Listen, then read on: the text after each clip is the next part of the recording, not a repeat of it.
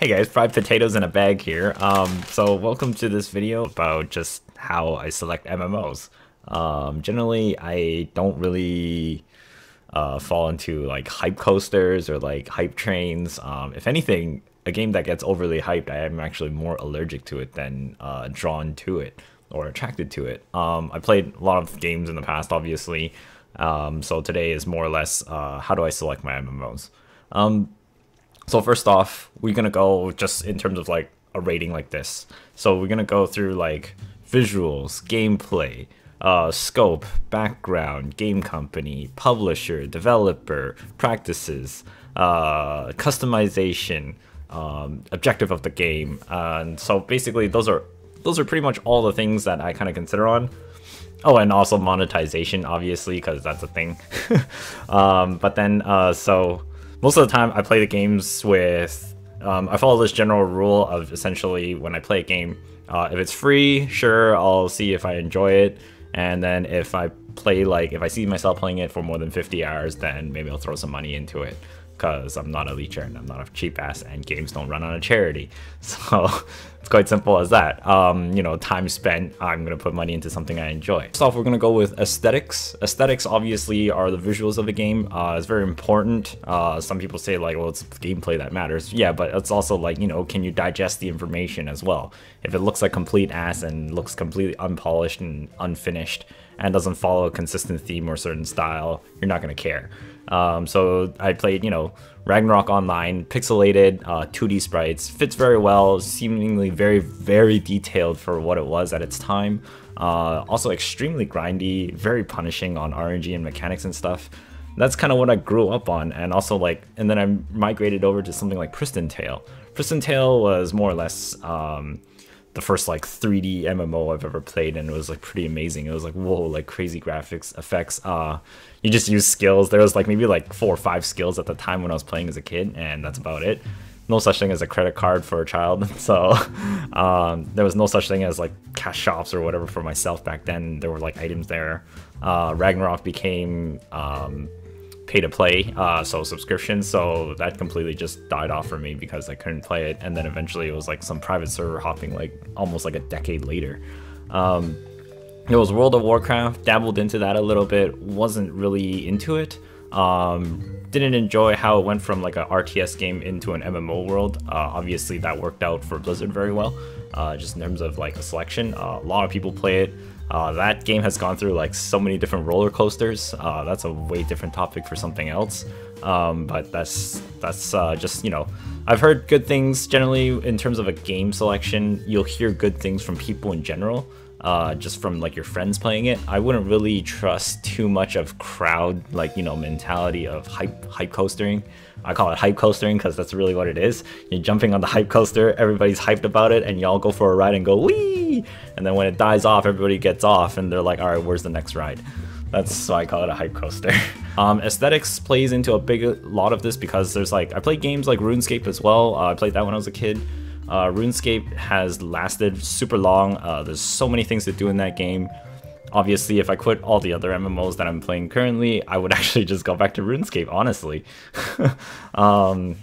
The graphics have evolved. They still sort of like mesh in the same realm, even though it went from 2D into 3D over the years. Ragnarok sprites, then you've got like games like Blade and Soul that was like, you know, showcased like in a trailer like almost over a decade ago, and then it only came out like 3-4 years in the West like ago, and people were like, oh, Blade and Soul is like the greatest thing, but I'm like, you guys are playing a 10-year-old game. Like this is what I mean by background. So aesthetics is extremely important in terms of just attracting audience. I went into Vindictus. I think it still has one of the best armor sets and looks in the game for what it was at its time. I measure everything by what it is at its time. Not when it was released, but when it's in a certain region, but when its first initial release, like it actually saw the light of day to the public audience. So a lot of Korean games don't make it to the West. Same with a lot of like some Chinese games, they don't make it to the West either. Sometimes we see it in a trailer, which is so strange because information is so readily available these days. You can literally see games that are across the globe, and there's no like, you know, there's no filter between it. It's not restricted to that region. It's like we see it and we're like, where's this game? 6 years later, it's still not here. And then by the time the 6 years come by, nobody cares anymore because something better has come by. So it's also like a launch period is also very important for the game as well in terms of your selection. Obviously, I keep deviating away from the topic of aesthetics here, but that is an aesthetic itself. It's just the visual perception of where this game is. If you don't do enough research or you just don't do enough background check, you're gonna jump into this pitfall of a cash grab. We're gonna like follow into like some other games that have just literally fell off the face of the earth after everybody was saying like this is the bee's knees and it's gonna kill X game or whatever. An instance of that would be like Bless Online, for instance. People were saying like, oh, this is gonna kill Black Desert, but I was like, are you guys nuts? But essentially it's something like that. It's not gonna happen. No game's gonna kill each other. If anything, a game's gonna kill itself. Well, to continue on in visuals, user interface is actually obviously very important. If the UI is designed very crappily and you can't really edit it, then it's very problematic.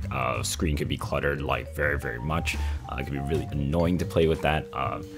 The past few games I've been playing, I've actually turned off the user interface, visuals in terms of just like flow of things, intuitiveness, just even like descriptions of items, skills, or whatever that are misleading. These are all part of visuals. Part of visuals and gameplay. This kind of like melded sort of together. Visuals is obviously very important. Is what attracts you to the game to begin with, and then you investigate gameplay afterwards. But then also when you reach a point in the game where you've kind of done everything, visuals is kind of all you have left, is to make your character look awesome. People just grind after the most crazy, insane things just for prestige or aesthetics, just for looks, glows, particle effects, costumes, event items, who knows, titles, just all kinds of, any kinds of like exquisite labels or whatever. People will go after these things, even though they actually technically do absolutely nothing for your character other than make them look fancy, or you can say that, hey, I got this. So the customization is actually very important for a game. If you can't really customize much of your character or make yourself look awesome, then obviously I don't really know what else there is to do beyond after the combat or the repetitiveness of the game, other than making your avatar look great, or spaceship or ship, whatever different kind of genre of game that you come from or am looking to play. So one of the things I obviously like playing is fantasy oriented games. I'm not really too into sci-fi games, so I've stuck pretty much within that realm because I just like magics more than lasers and ships and electronic things. So gameplay is a very important thing. Generally, I pick an MMO not so much with like, you know, a generalistic idea, expecting a game to be able to just encompass a blanket of everything. That's practically impossible, and also a very selfish, impossible claim and want. And whenever I hear any player that chides around saying they actually want all this, realistically, when they actually put it into practice, 9 out of 10 times it always turns into a failure. Players don't actually want this. You actually don't want that massive freedom. Sounds great as an idea, is terrible in practice, because one, it generates no uniqueness about your own character. Builds become absolutely cookie cutter. Everybody just boils down into the same thing eventually, due to it being the most effective, or a rock paper scissor you know, effect, or multiply it into like an extra 3, so it's, you know, instead of rock paper scissor you could go lizard Spock and whatever, and fucking snafus or whatnot. But gameplay is generally you play games for a specific purpose, or at least you should be playing games for a specific purpose. Are you playing a game for strategy? Are you playing a game for open worldness, instance rating, maps, you know, experimentation? Those experimentation games are always fun because they have a bunch of theorizing and a bunch of like planning about your character builds. Games like Path of Exile, Tree of Xavier are some examples. I think even FF14, Guild Wars 1 for sure, Guild Wars 2, don't really know what they changed, but I wasn't too much of a fan. It was so limited in scope of how much choice you had. And then, like, you know, open world games is more or less, I go into it as you can kind of do whatever you want. So there's games like Eve, and then there's games like Black Desert. Instance games is something more along the lines of like Blade and Soul, Ragnarok Online, as much as it's seemingly open world. It's not continuous. They're all actually just huge maps with just, you know, a load screen in between each area. Blade and Soul is the same thing, instanced, just huge maps. You can't damage one person in another map while you're on the same server or whatever. I don't think Final Fantasy 14 is instanced, is it? No, it is actually instanced. FF14 is instanced. Diablo 3, it's like, you know, some older games like Silk Road Online is actually open world, surprisingly. It's actually kind of reminiscent of what Black Desert is currently, open world. Open world games are actually like quite rare. There's not very many of them, and then there's ones where they throw out options such as like, oh, the player can drive the economy, the player can drive the game environment, and I look at these and I'm like, this is absolutely terrible. I was like, this is a horrible idea. The thing is that it's the first, you know, X number of handful of players that reach the game environment. It's like, here's a Lego structure we completed. Now you get to do whatever you like to it. And these first 100 will be like, all right, I'm gonna tear down half of this structure here. And this other one's here gonna be like, I'm gonna destroy and raise the land. And the third one is like, I'm gonna dominate all of these. And the fourth one is like, I'm gonna also be the rivaling force to dominate all of these. Every new player beyond that will never have this experience, ever, because it is impossible. You would have to restart a whole brand new server with the same base template that they all go into if they wanted to actually experience the beginning. Otherwise, they are just following the leads of the first few that literally dominate and monopolize this entire game. Any person who wanted a very free and easy game walked experience that's just handed out to them would do that. It's just, it's terrible. It's terrible. Player-driven environment, game environment is awful. If anything, the thing should just refresh. They should temporarily be able to enact with it, but it should not be like permanent changes or like huge changes. They should just be like micro-scale changes in the game that, you know, like, oh, you temporarily disable the NPC for like 30 minutes kind of thing, and then he comes back like 30 minutes later. And then he's immune for like literally a whole hour after that. So then it's like, you know, it's actually more controlled. But then there's these other games out there, I'm not even going to mention them here, it's just literally have the scope of like, oh, you can destroy the NPC, you can break down the town, you can build up a castle and whatever. I was like, this sounds like a lot of work for a whole lot of nothing, that somebody can just come around and destroy it all in like 5 minutes beyond my control. And I was like, this is annoying, not a kind of game I'm into. And then you've got other games where it's like just nothing but PvP, which is fine. Like, you know what you're jumping into. It's not some kind of huge project effort that you have to build up and to only get somewhere only to be ruined in like seconds or like, you know, whatever. This is why I don't play Eve. It's just like you could have a gigantic ship that you built up for years and you make one mistake and just boom, all gone. Like, holy shit. Obviously, like, you know, when you jump into those games, you should know the risks. I mean, obviously some people do actually like this, but for like a majority, even like I play games pretty hardcore in some sense that I don't even want to get into those, because it's just the amount of like, once you lose that, your whole gameplay world has changed, and now you have to adapt to a whole new environment even though you're still in the same environment, and then it's really odd from there. It's really odd from there. So like, you know, open world contained I think is a good idea for most games. Just, you know, it just makes the whole immersion feels that much bigger. I've really moved away from instancing. It used to be okay. You get a bunch of like, you know, small parties, raid groups and whatever. Some people like that. You get the strategy around the boss, but if the bosses never evolve or they never get updated by the devs or they take forever to release a new boss, people will get bored, because people will eventually learn the patterns or the secrets around the boss and shortcuts and combinations or skills and tactics around it, that they'll just be a choreographed practice. It'll be a choreographed practice. There's nothing really like adapting to it. So it's just, you know, that's the problems with instancing. Open world is more or less, there's generally a plethora of activities to do, so you don't really necessarily get stuck with one thing. If you are ending up stuck with one thing, then there's really, people will obviously get bored fast, and then, you know, that's it. I believe Silk Road was like sort of like the cusp of like open world in that sense. They tried to do things, but you know, back in that time frame, there wasn't too much available. Everything was still tab targeting.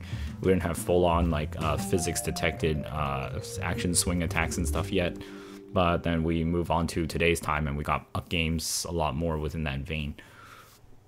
For these, I could go over these like way longer and literally do a video on each of them, but this is pretty much just the whole gist. In terms of a scope of a game, this is I find this one to be very important. Scope is basically the entire project of a game or whatever. In terms, it's like a development vision essentially for the game. Most players won't really care about this, or at least a lot won't, or at least a lot don't seem to. Scope of the game is essentially like, how far do you think this game is going to be projecting itself? So it's like, do you expect this game to die off in 2 years, 3 years, 4 years, 5 years, 6 years, 7 years, 8 years, who knows? Or like forever, never going to die, or it's going to be around forever, or it's a complete failure, who knows? But generally, you should be able to get an idea of where they're going with the game. Better developers like will actually be transparent about the direction they're taking their game, and then they'll always receive a crap ton of backlash for their division of going a certain way. There's always going to be people disagreeing because they're like, no, I want my game to be this way, but it's like, well, these guys wanted to bring it to this way. And as usual, people hate change. I hate change, but you know, I also welcome it. I force myself to welcome it because I know it's a good thing, because things can be always better. But then most of the time, things are also going to be watered down as the game progresses. Unless they've been linear all the way through, then they would have to plan that really smartly. But then it's also a lot of extra taxing work, I assume anyways. I don't really know. But because most of the time, MMOs work in the tradition of, here's like beginner where you start to up to like end game, like somewhere over here. Okay, so it's like from beginner to intermediate to advanced, your time spent goes like this on a graph.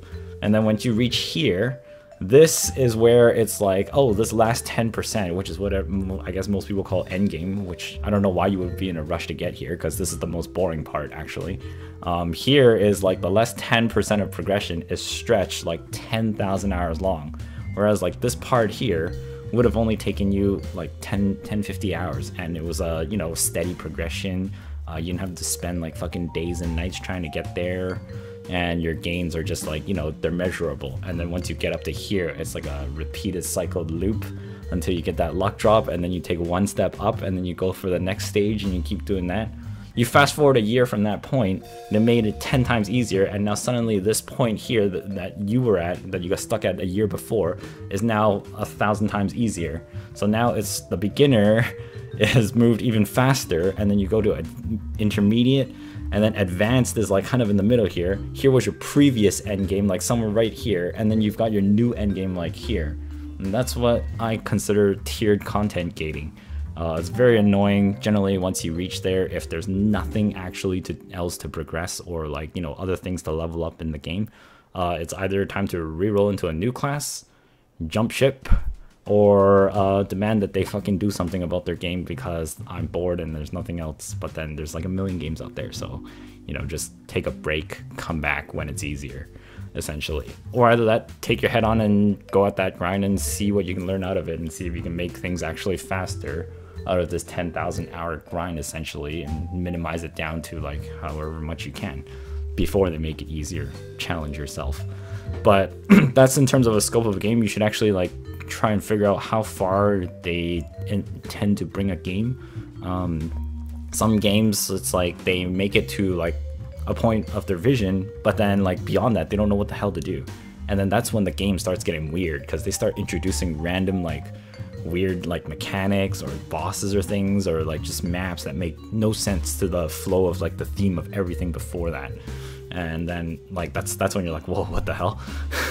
it's like this rage timers or whatever and stuff like that, or like, you know, bullshit mechanics that really don't even involve skill. It's actually just like checking your gear or whatever before you can progress, which means you're actually barred by RNG and not by player skill. That's hyper annoying. How big the project is and how long does it seem like it's gonna do. Black Desert, for instance, is another game that's a huge project, where the game is currently, as of the posting of this video, I would say the game is only somewhere like near its like 2/3 to halfway point. We're not even close to like what the max is, based on like all the research I've done. There's so many areas that haven't been released. There's orange items that we finally started getting, like the Garment's Heart going into our offhands, which turn the weapons into an orange offhand. And it's the 3rd crystal slot that we still haven't seen unlocked yet. So it's like, people who think Black Desert is currently endgame is all PvP, I'm like, this is a joke from everybody who says this, because we're not even there. You're just content gated literally right now at 62 or whatever to 63, 64, and 65. And people pushing that is just like, you know, your amount of gain is like this much versus like, I don't know, fast forward it like a year later and it'll be like this much more instead for the same people grinding the same thing with a lot less time. I was there since alpha, people making the same comparisons of like, oh, you've been playing since alpha, how come you progress so slow? I'm like, yeah, because I'm content gated. I was like, did you know back then cooking used to cost energy, processing used to cost energy, and guess what? It costs nothing now. You can do it forever. It was like, you know, the whole game was different from the launch to its current stage. So that's why the scope of a game's like projected development is very important. It depends on how you also tackle this too. And if you realize a pattern like that, then that's when you know what to focus on in the game. So you're not actually like wasting your efforts on something that gives you this much gain when you can actually focus your efforts on something else that gives you like 10 times the amount. Especially like when later on, if you're suspecting the development to also develop this part rather than this part, then this part will also blow up exponentially for yourself.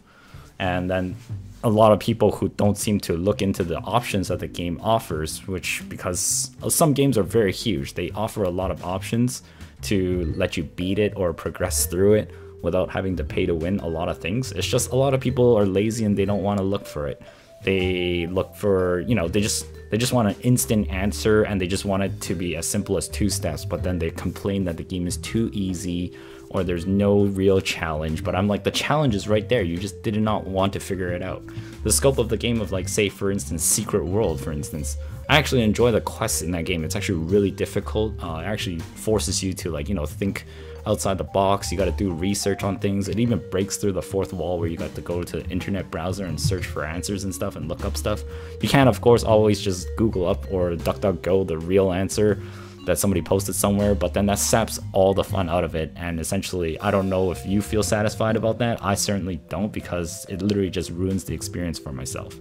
I used to also do like massive crazy graphs at the beginning of Black Desert along with like another member. I collaborated with them, and then I gave that up because I was like, this is so much overhead, it's like a freaking job. I'm like, this is dumb. And I was like, I'm giving this up, I'm gonna become a casual. So that's what happened, and then I came back, and then I finally became a little bit more hardcore into it. And now I made like simplified sheets because the new marketplace is like, it's too bothersome to do the math mentally to practice myself so I had to actually write it down and get something like this. But I don't really do that too often because it's just like, it's just a game, like fuck's sakes, like I'm supposed to have fun. If I'm not having fun, then I'm not going to do that. Some people do have fun doing that. Obviously, I'm not one of them. For me, it's just like, I find it as a lot of overhead. I don't really see anything neat becoming of it. And it's an interesting skill to practice for like, if you wanted to put into real life applications.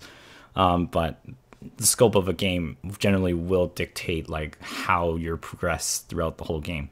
And whether or not you believe that, you know, where you are currently in any game actually is like, is this the actual end? Or is there something more that's to come later on? Now, in terms of like the background, publisher, and developer, these are all kind of like the same things put together, sort of.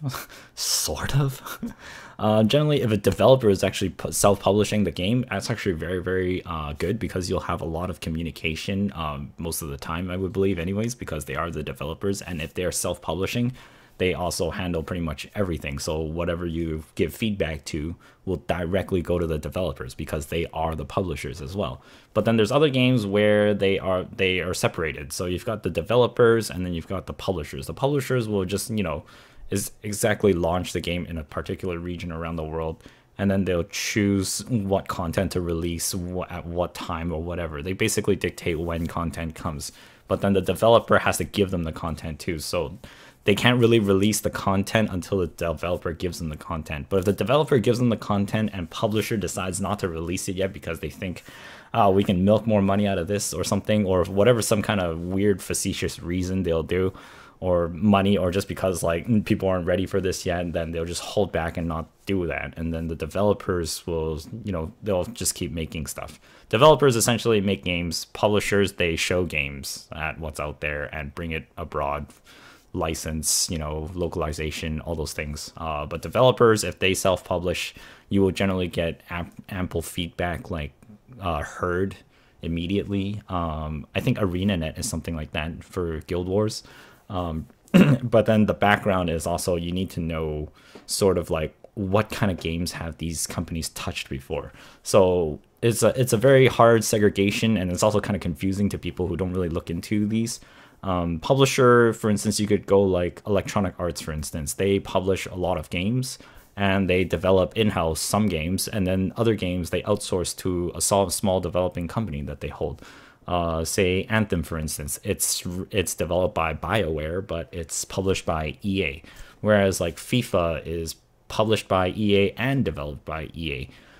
So there's differences there. It's definitely a different team of people that work on the things, but publishers generally kind of like, it's like a general store. Just treat it like a general store.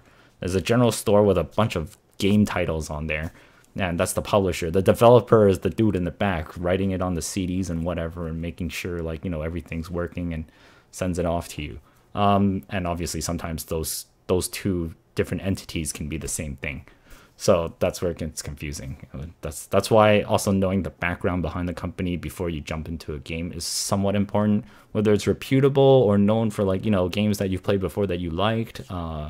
There's titles like Nexon. Everybody knows that Nexon is really affiliated with like Mabinogi and MapleStory. EA's affiliated with like a lot of things. Activision Blizzard. Tencent is Nexon. Epic Games. Fortnite, League of Legends, Tencent, Riot Games. Tencent is on top of all of those. Kind of weird. So practices. So in terms of some games, it's like some of the practices are obviously really, really like cash grabbing horde like, and it's just really awful. It's not really cash money of them. It's really awful. The worst ones I find are the early access pre-order package ones, and people selling like microtransactions in beta. Like, to me, that's awful. Like I see a company doing that. It's just fucking garbage.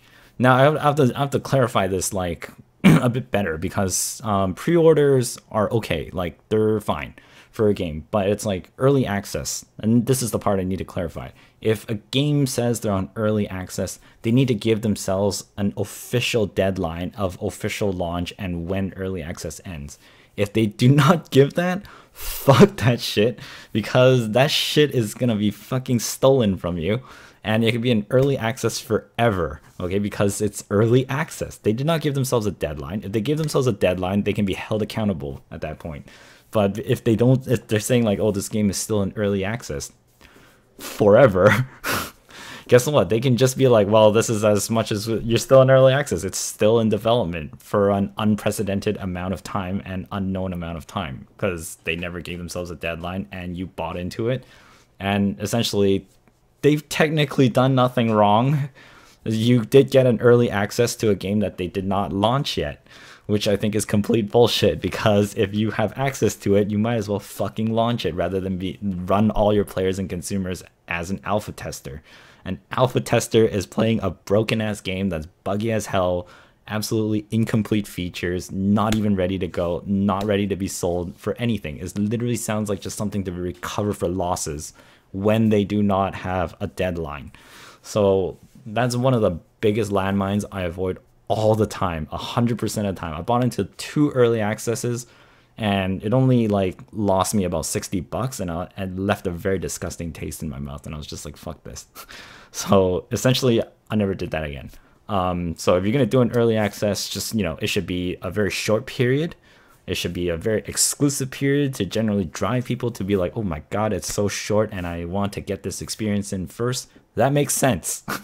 Okay, that makes sense. Everything else beyond that, like no deadline or like super long periods of early access, fuck off. Betas are very good. Closed betas, open betas are pretty good. I think open betas are actually kind of bad in some sense, unless it actually just blends into official launch. But closed betas, generally, it's like a small test group of people.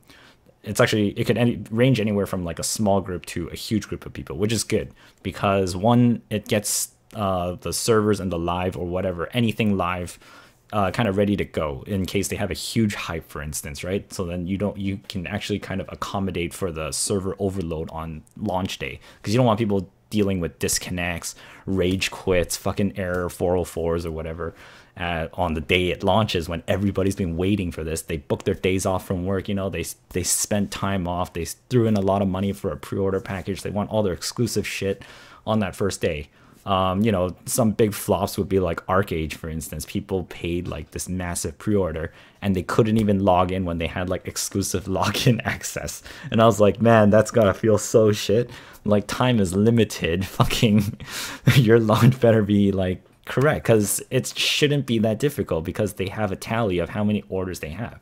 And if they have that many orders, they should also expect like this much overload in on the first day. So they should actually prep their servers for that kind of moment. It should be, a congratulatory period for everybody. It's actually also a very important state of a game for its longevity too, is actually that beginning point. So this is actually all part of practices. I can give like another example of like Vindictus, for instance. It had a very, very, very poor launch. It was riddled with like dungeon run tokens. You kind of just couldn't get anywhere unless you had tokens, and they only refreshed a certain amount a day.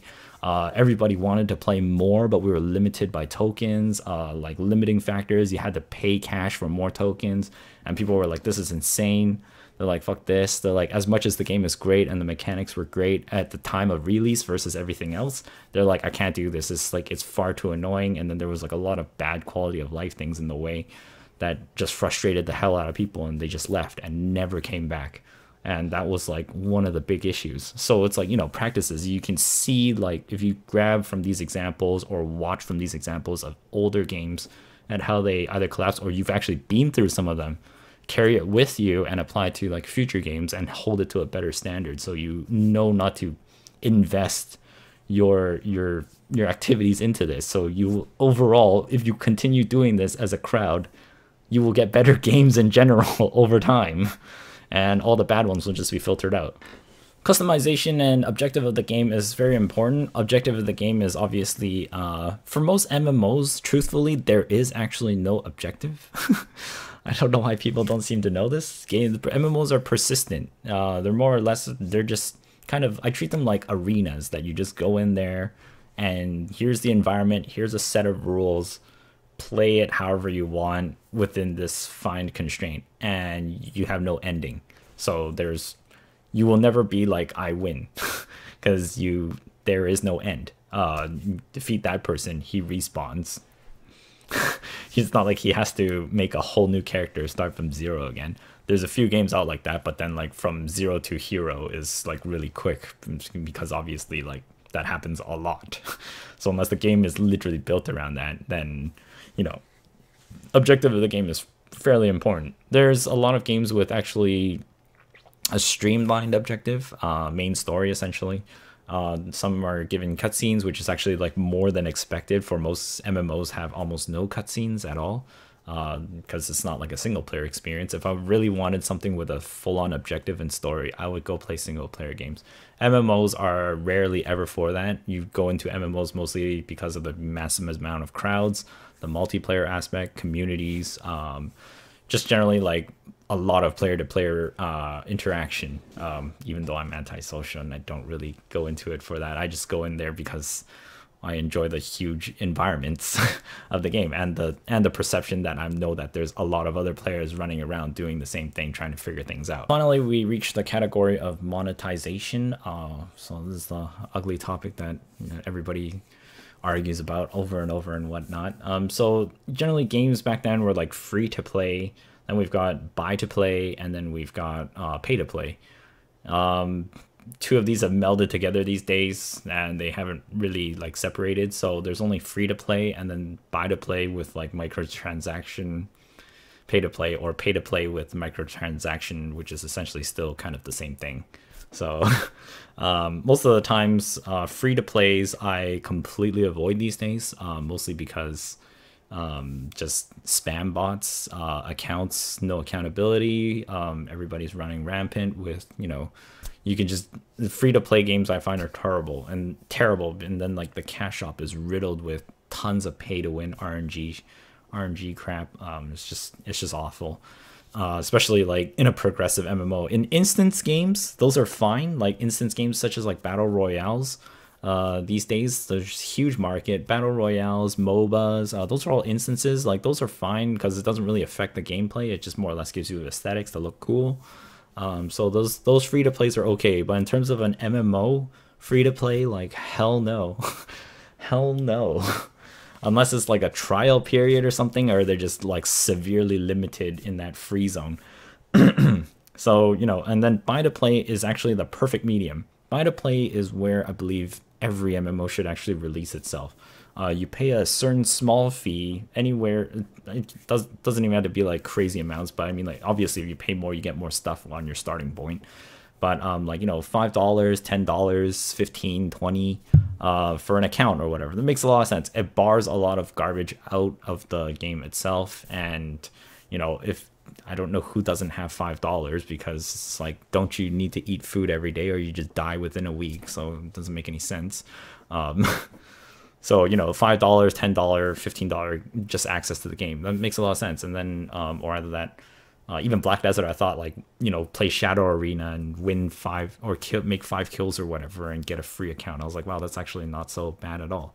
It's still like a bar of entry, makes a lot of sense, and keeps a lot of like, you know, redupes coming out, especially when I've been in that environment before where everybody's just trying to break the game. And I was like, Jesus, it's just Jesus. I'm not going to talk about that. But, it's just that's like pay to plays. I'm not a fan of pay to plays because I just feel pressured to play while I'm on that subscription. Buy to play, I feel far more comfortable. I don't mind microtransactions. That's in every single game these days. That's like a complaint of the past. It makes no sense to complain about it anymore. Now I have the option to like, oh, these guys release new outfits. Do I like it? I'm gonna buy one because I want my character to look glued. I want my character to look pretty. I want my character to look absurdly awesome. Who knows? I want to roleplay Heimdall. But you know, that's what I encourage the cash shops for. There's nothing wrong with it. It's only something wrong with the monetization is when you need a lot of the stuff to progress. There's a lot of controversy about that in like Black Desert. Vindictus had a lot of that safeguard stuff, which was really definitely pay to win back then, but they changed it. So it's like, you know, you can actually earn it in the game now. So I've you know, walked away from that mentality where it's pay to win. And now it's like, well, it's just kind of normal. Yeah, I don't really need to spend like absurd amounts of money to be somewhere in that game. I can just actually play, progress, and eventually I will get it over time.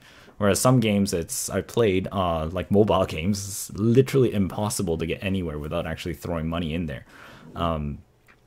So like Vindictus, Black Desert, these are games I've played and I don't have that feeling.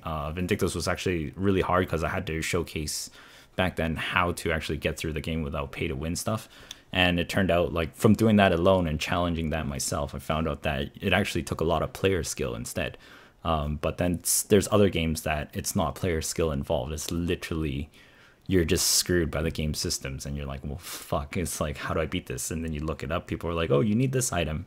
Turns out that item's in the cash shop. And you're like, well, fuck you, game. I'm uninstalling. Goodbye. So something like that. Blade and Soul was one of the things where I stopped playing at the Black Room supply chain simply because I was duoing with one friend and we were doing hard mode. Only the two of us, which generally would be a 6-person run. Was it 6 or 8? I think it was 6-person run on hard mode. We got up to that that black main boss or whatever, and that, He's got like 2 arm cannons or whatever. I don't remember his name anymore. I was a force master and he was a blade master. We essentially could fight the boss for eternity, but we can't win because we couldn't kill him fast enough. But we had enough skills and rotations in our skill set, and we knew how to manipulate those skills properly, infinitely, to dodge his enrage timer. It's just that our DPS did not outmatch his regen because he enraged. So it was a really, really stupid mechanic, and we're like, this is fucked. Like, this game is not measuring your skill, it's gear checking you at how RNG carried you are by the loot drops in the game, and how many party members you can get in your party that is also equally as RNG carried. And I was like, fuck this shit, I'm out. And that's what happened. That's why I quit Blade and Soul. I thought it was fucking stupid in that sense. And then same with the PvP in Blade and Soul is actually, like, I actually think the PvP in Blade and Soul is pretty good. But, you know, there's bads and goods in everything. It's not just black or white. There's a nice gray spectrum of 50 shades there. Oh, I can't believe I just said that. So, you know, there's a nice spectrum of, like, different variables of goods and bads in every game I've played. Even, like, really, really terrible games, there's, like, you know, skill effects. It's just, you can take the smallest thing and enjoy it a lot. Black Desert, I quit Valkyrie because I really hated the hit noise on the Awakening Lance. It sounds like the most ridiculous thing ever, but it just irritated the fuck out of me. So I had to quit the class because I hated that noise. If they changed it, I might roll back. But until then, I really could care less. I don't care for the power scale of the class. I don't care for like how strong or OP everybody thinks it is. I'm playing most of the classes in these games to be ridiculous, to be looking awesome, and to have these weird fancy sound effects and particles that it can generate. And if it can't do like those 3 things all together, I'm not going to play the class, and I'm not interested. And if they look pretty or whatever, better bonus. But, you know, that's generally the customization and like objective of a game for myself, and also like where monetization is. Alright guys, just one final note to add on to monetization is just RNG boxes. I absolutely despise these things. Don't worry, I am not for these things at all. One of the things is because they never disclose the odds. The chances of getting duplicates are there, which is ridiculous. I feel like the only ones doing it proper are the ones that don't give out duplicates, like Dota 2 for instance. You buy loot boxes from there, treasure chests to get skins for your characters, and if you get one, you're not going to get the other one until you get the full pool of costumes. Then you start getting duplicates. That to me is a lot more fair, and also the fact that you get bonus chance towards the ultra rare items that aren't included automatically when you've reached the full set. That system I find is far more fair than all these other RNG boxes. Any game that does not disclose the chance of what you can get out of it from RNG box, I am not purchasing, because one, I have no fucking idea what the rates are, and if it's they could hide it and set it at 0.000000001% for the most rare item, and basically nobody could ever get it, and people could be pouring thousands of dollars into it and just never see the item, and you wouldn't ever know, because it's like not too many people would be like, well, I've got this, and then if that one person who gets it for whatever reason has it, then they're like, oh, it is possible, and then like thousands more people buy, kind of thing, until they can get that thing that everybody wanted, which is ridiculously insane. That's why I'm like, RNG boxes can go die. Unless there's a guaranteed way to get like super rare items in there, or either that a disclosed chance, so you know what your odds are, so you know what the rules are. It's basically like, why would you ever gamble if you don't even know what the rule set is, essentially? And that's why it's a terrible practice. It's like RNG boxes are a sin. I refuse to like endorse them in any way, shape, or form, other than that they should be transparent at their rates, and obviously like the chance of getting them, and what other special rules you get for buying X amount. You know, because if you don't get any bonuses for like purchasing so much, like even at a restaurant, if I just like talk to the server or the owner, I'm like, hey, if I buy like a huge feast, can you give me like a discount for like my party, kind of thing? You know, sometimes they'll give it to you, but then like in most games right now, it's a very shitty practice to just delete your money out of your wallet. So definitely like avoid those things at all costs until they come up with a better strategy than the shitstorm of a simple way to take your money away. It's awful. Alright, so that's the end of this video. Thanks so much for making it all the way here. I really appreciate it. I truly do mean it from the top of my head to the bottom of my toes throughout my whole body for making it this far. Really, I appreciate you listening to this entire like criteria that I put myself through when I select an MMO. Obviously I worded throughout the video like kind of like, you know, you should do this, you should do that, but these are actually like in terms of reference to myself. I'm not actually telling people, this is just how I select MMOs. I don't know how any of you select MMOs, but like hopefully this gives you a bit of advice or some insight for yourself to select MMOs a little bit more critically, with higher expectations of things that you might want to look into, certain things about other companies or whatever and whatnot, and games in general. And I'm only doing this because in hopes I just want better games for all of us. It's pretty much it. I'm not gonna like try and rain on your parade or whatever. If I did, I'm sorry. I wasn't meant to do that. This video is literally called How I Select My MMOs, so that's just the criterion that I go through to select MMOs in general. And generally, if I go through all of that and I feel like, hey, I have a really strong feeling about this game, I'll go jump into that game and play it quite a lot. And most of the time, it actually works out to be a pretty good game in general and a very good experience. Even if there is like very frustrating points, but the emotional roller coaster of actually in a game is a whole different story. But in any case, thanks so much for coming into this video and thanks so much for watching it. I'll see you guys next time. Bye bye for now.